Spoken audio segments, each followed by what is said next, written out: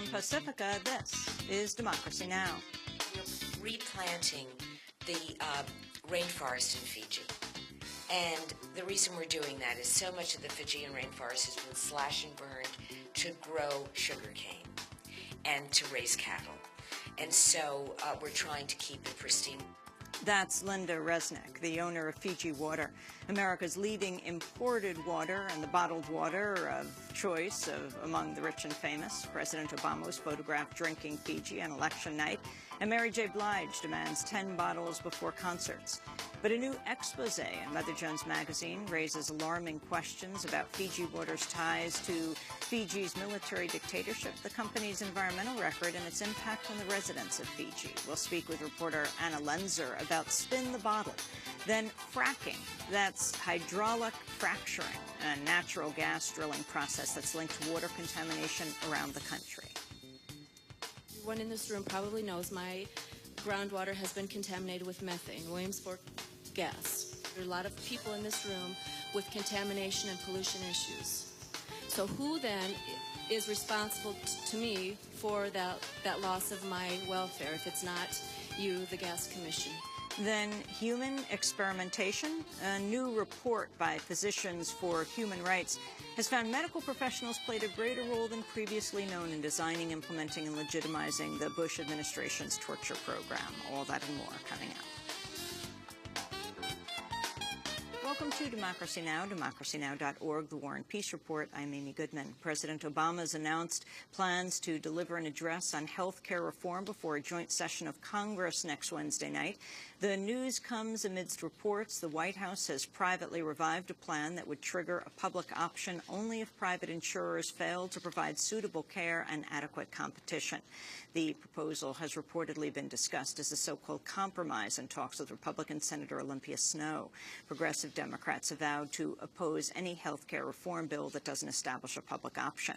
Congressmember Raul Grijalva, the chair of the Congressional Progressive Caucus, said, quote, "Without a robust public option, reform will enrich pharmaceutical and insurance companies because it'll lack any significant competition and incentives to drive down health care costs for consumers."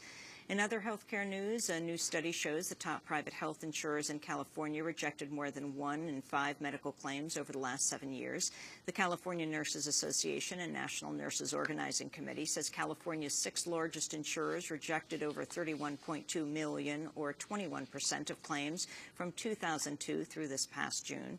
The group's co-president, Deborah Berger, said, quote, "The United States remains the only country in the industrialized world where human lives are sacrificed for private profit, a national disgrace that seems on the verge of perpetuation."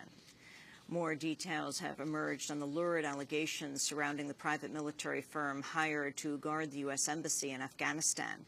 The firm Armor Group North America has come under scrutiny after 12 guards came forward describing unauthorized armed missions in Kabul, security lapses, and lewd behavior. On Wednesday, one of the guards said employees were forced to perform deviant sexual acts in order to gain promotions. The guards said company managers were not only aware of the acts but encouraged them.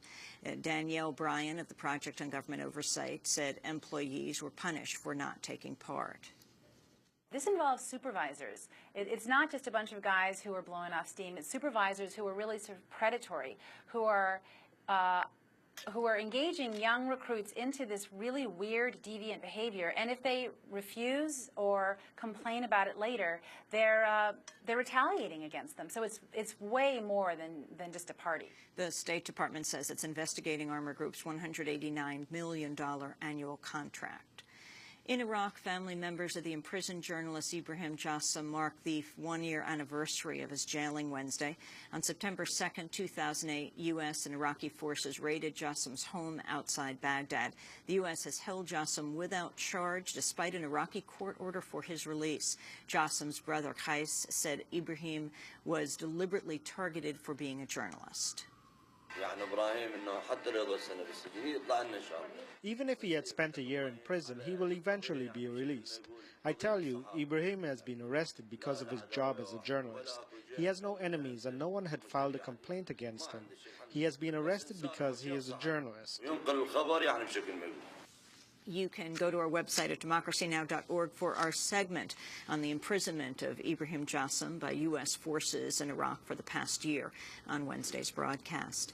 Secretary of State Hillary Clinton scheduled to hold talks with ousted Honduran President Manuel Zelaya in Washington today. On the eve of the meeting, Zelaya renewed his call for the U.S. to block more aid to Honduras and freeze the assets of those involved in his overthrow. Clinton has yet to issue a decision on a State Department advisory that Zelaya's ouster be officially declared a military coup. The move would force the Obama administration to cut off as much as $150 million in funding to Honduras. In Colombia, lawmakers have approved a bill to hold a national referendum on removing presidential term limits. The measure was introduced to pave the way for Colombian President Álvaro Uribe's expected bid for a third term. Opposition lawmaker Arsenio Polanco criticized the vote.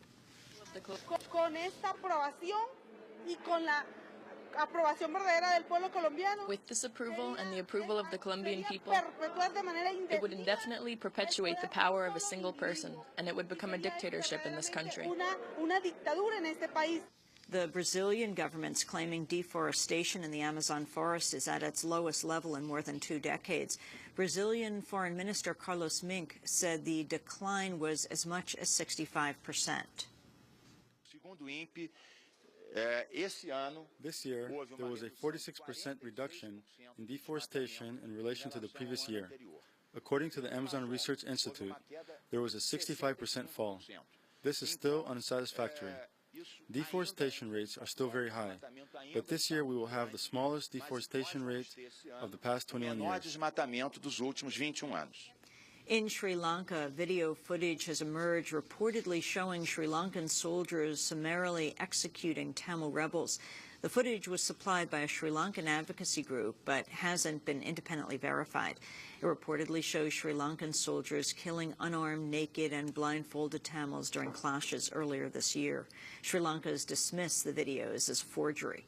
The U.S. ambassador to the United Nations, Susan Rice, said the videos could be taken up at the Security Council. These reports are very disturbing.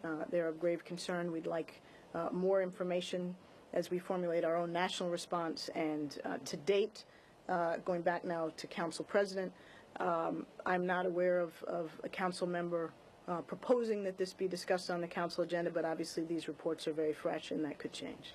The United Nations is calling for a massive influx of aid to fund the development of renewable energy sources in poorer countries.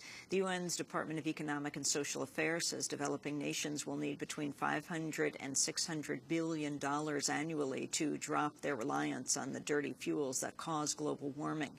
The agency's director, Rob Voss, said the proposal should figure in global talks ahead of the major climate summit in Copenhagen later this year. What we're arguing in the report is that it is possible to promote development while saving the planet, but it will need enormous adjustments in the global economy and in turn will require a change in the mindset of the policymakers and their constituencies worldwide. And hopefully that change in mindset will be the thing that will drive us to seal a good deal in Copenhagen. Back in the United States, a new survey has found the federal government is poised for a large hiring spree over the next 3 years.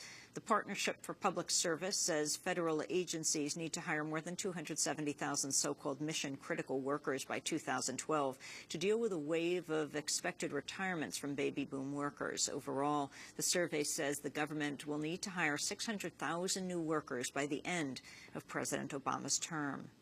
The internal watchdog of the Securities and Exchange Commission has issued a detailed look at how regulators repeatedly squander at opportunities to uncover the massive $65 billion Ponzi scheme of the jailed financier Bernie Madoff.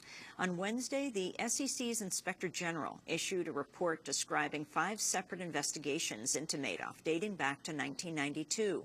All of them went nowhere despite glaring warning signs, including one instance where Madoff was caught making false statements. Investigators chose to believe Madoff's assurances instead of following up. The report also reveals Madoff once claimed to have even been in line to head the SEC. In 2005, Madoff boasted to investigators he, quote, was on the short list to become the next FCC chair. He also predicted that the now disgraced former SEC chair, Christopher